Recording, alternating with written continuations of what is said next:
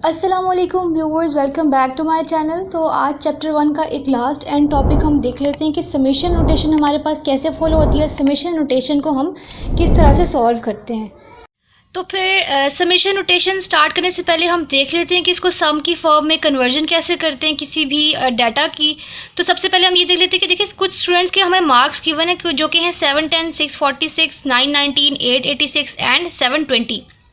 ठीक है, हम अब इन मार्क्स को डिनोट कर सकते हैं कि बहुत सारे स्टूडेंट्स के मार्क्स हैं, तो हम हर स्टूडेंट को जो है वो x1 x2 जितने भी स्टूडेंट है अप टू सोन xn से हम डिनोट कर देते हैं। यानी पहले स्टूडेंट को हमने कह दिया कि वो हमारे पास x1 है, दूसरे स्टूडेंट को हमने कह दिया कि वो हमारे पास x2 है and so on. Last one जो स्टूडेंट था हमने उसको कह दिया कि वो xn है। बेशक वो 10 स्टूडेंट थे तो हमने अगर लास्ट स्टूडेंट होगा उसको हम क्या कह देंगे, x10। n का मतलब होता है कि नंबर ऑफ स्टूडेंट्स, यानी कितने जो है वो डाटा कितने का था। ठीक है, then we can use the symbol xi to denote any marks of the student. xi किसको डिनोट करेंगे, किसी भी स्टूडेंट के मार्क्स। अब उस i में हम कोई भी वैल्यू पुट कर सकते हैं। ठीक है, जो i है ना, i का मतलब है कि i की वैल्यूज जा रही है 1 से लेके up to so on n, यानी जितने भी सब्सक्रिप्ट वैल्यू थी उसको हमने i से डिनोट कर दिया। ठीक है, अब इन सब स्टूडेंट के मार्क्स की जो सम होगी, ठीक है, sum of the values x1 x2 x3 up to so on xn। ठीक है, इसको कैसे हम सम को कैसे शो करते हैं, x1 plus x2 plus x3 plus up to so on xn। ठीक है, तो इसको हमने समेशन में कैसे कन्वर्ट करना है, हमने ऊपर कह दिया था कि हर किसी भी स्टूडेंट के मार्क्स को हम किस चीज़ से डिनोट करें, xi से। तो summation i varies from 1 to n xi, ये हो गई हमारे पास, क्या हो गई, ये हमारी समेशन नोटेशन हो गई। समेशन नोटेशन में अगर हम इसको वापस ओपन कर लें, ठीक है, अगर इस वाली फॉर्म को हम दोबारा से ओपन कर लेते हैं, यानी i varies from 1 to n। अगर n हमारे पास 10 था, यानी 10 का डाटा था, तो x1 सम का मतलब होता है कि प्लस प्लस प्लस, हर वैल्यू के बाद में क्या आएगा, plus. Summation x1 plus x2 plus up to so on xn। ठीक है, n की जगह के अगर 10 होता तो x1 plus x2 up to so on x10, यानी x10 तक जितनी भी वैल्यूज थी उन सब का हमने क्या कर लेना था, इनका हमने सम कर लेना था। ठीक है, अब कुछ एग्जांपल्स हैं हमारे पास, एग्जांपल्स गिवन है। ठीक है, कुछ जनरल टर्म्स हैं जिनको हम देख लेते हैं कि यार इनको हमने समेशन नोटेशन में कैसे कन्वर्ट करना है। तो सबसे पहले हमारे पास है x1 y1 plus x2 y2 plus x3 y3 plus up to so on xn yn। इसको हम कैसे कन्वर्ट करेंगे समेशन में, तो हमने दोनों को कह दिया कि दोनों के सबस्क्रिप्ट में क्या है, i है, क्योंकि दोनों में n और n ही है। ठीक है, तो समेशन तो एक ही रहेगा। तो summation i varies from 1 to n xi and yi। जिस तरह हमने इसका समेशन जो है वो इसको दोबारा समेशन नोटेशन में डाला था, सेम तरीके से ये भी उसी तरह समेशन नोटेशन में वापस आ गया। इसी तरह ये है कि x1 का स्क्वायर प्लस x2 का स्क्वायर प्लस x3 का square plus up to so on xn का स्क्वायर। अब क्या होगा, सेम इसी तरह हमने लिखना है, जस्ट क्या करना है, जो भी x है उसको हमने उसके ऊपर क्या लगा देना है, स्क्वायर। तो ये वही किया है, i varies from 1 to n and xi का स्क्वायर। ठीक है, अब हमारे पास कुछ और अगर हम देखें टर्म्स, जैसे हमारे पास ये वाली तो हमने देख ली। ठीक है, ये वाली अगर फिफ्थ टर्म देख लेते हैं, x1 plus x2 plus x3 plus up to so on xn का होल स्क्वायर।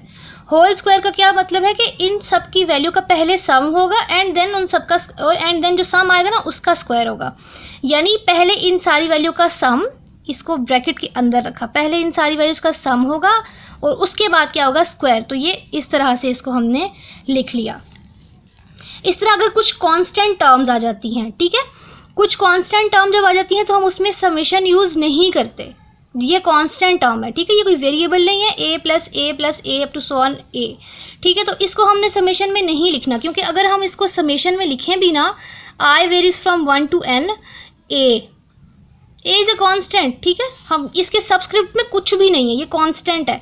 तो जब ये सम खुलता है ना, तो ये वाला n यहाँ आ जाता है n एंड ये a उसी तरह रहता है। तो इसको हम किस तरह लिखते हैं, n a में, यानी जितना हमारे पास सैंपल था साथ उसके ये जो एक a था ये हो गया मल्टीप्लाई, तो ये हो गया n a। अच्छा, अब हम न्यूमेरिकली एक एग्जांपल देख लेते हैं कि न्यूमेरिकली अगर हमारे पास आ जाते हैं तो हम सम कैसे लेंगे। ठीक है, सपोज कि हमारे पास x की वैल्यू दी हुई है 2, x2 की वैल्यू दी हुई है 8, x3 की 6 एंड x4 की 1 एंड x5 की भी 1, और वो हमें कह रहे हैं कि समेशन हमने xi का फाइंड करना है। ठीक है, और समेशन xi स्क्वायर का फाइंड आउट करना है। xi का तो हमने देखा था पीछे के x1 plus x2 plus up to so on xn, ये x5 तक गिवन है, यानी x1 plus x2 plus x3 plus x4 plus xy is equals to summation of xi हमने ले लिया, ठीक है। और इस सारी वैल्यूज़ को पुट करके हमने xi का स्क्वायर ले लिया। बट जब xi स्क्वायर आता है तो हम क्या करते हैं, जब xi स्क्वायर आया इसका ये मतलब है कि x1 का स्क्वायर प्लस x2 का square plus up to so on x5 का स्क्वायर। x1 की क्या वैल्यू थी हमारे पास, 2 थी, यानी 2 का स्क्वायर प्लस 8 का स्क्वायर प्लस 6 का स्क्वायर, ठीक है, प्लस 1 का स्क्वायर प्लस 1 का स्क्वायर, इससे हमारा कोई भी एक वैल्यू आ जाएगी। यानी इस तरह हर वैल्यू का पहले हमने स्क्वायर लिया एंड देन हमने क्या किया, उनका सम कर दिया। तो ये हमारे पास आ गया समेशन xi का स्क्वायर, ये हमने इसका हर वैल्यू का स्क्वायर लेके उनका सम कर दिया। देन अगर हमारे पास कुछ और वैल्यूज़ गिवन है और फिर हमने उनका भी सेम तरह से यही चीज़ निकालनी है, तो हम पहले तो हमें देखें क्या क्या हुआ है, फाइंड समेशन xi। समेशन क्या है, summation i varies from 1 to 4, यानी 1 से लेके 4 तक की वैल्यू का हमने सम लेना है। तो 1 2 3 4 इन सब का सम करेंगे तो ये हमारे पास वैल्यू एक आ जाएगी। इस तरह जितना जितना हमें सम दिया होता है, जितना मतलब summation i varies from 1 to 7 दिया हुआ है तो 7 वैल्यूज़, पहली 7 वैल्यू का हम सम ले लेंगे। 6 दिया हुआ है तो 6 का ले लेंगे।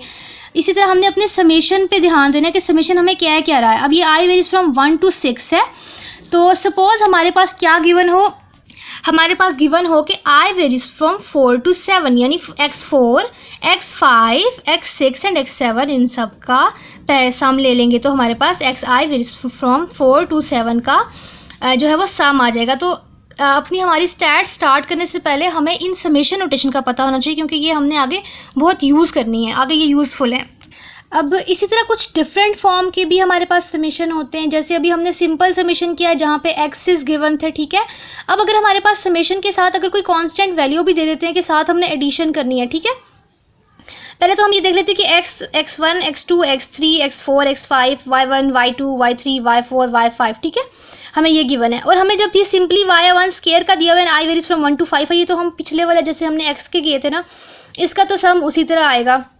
बट अगर सेकंड बात बट ये है कि हमारे पास अगर इस फॉर्म का कोई आ जाता है कि हमें क्या देते हैं summation i varies from 1 to 5 xi plus 5, हमने ये समेशन निकालना है। इस समेशन का क्या मतलब है कि x की हर वैल्यू में 5 को ऐड करना है पहले, ठीक है। x की जितनी भी वैल्यूज़ हैं उनमें सबसे पहले 5 ऐड करना है एंड देन जितनी वैल्यूज़ आ गई हैं उन सबको ऐड कर लेना है, ठीक है। तो वो हमारे पास क्या आ जाएगा, summation i varies from 1 to 5 xi plus 5, ठीक है। तो देखें अब हमने हर वैल्यू में क्या किया, 5 ऐड करवा दिया, हर वैल्यू में 5 ऐड हुआ, 1 plus 5 0 plus 5 minus 2 plus 5 5 plus 5 and 6 plus 5, ठीक है। और ये जो सम आए थे फिर इनका जो सम आया था उन सबको ऐड कर दिया तो हमारे पास क्या आ गया, समेशन xi प्लस 5, ठीक है। अब सिमिलरली अगर ये गिवन है कि xi प्लस yi कराना है, ठीक है।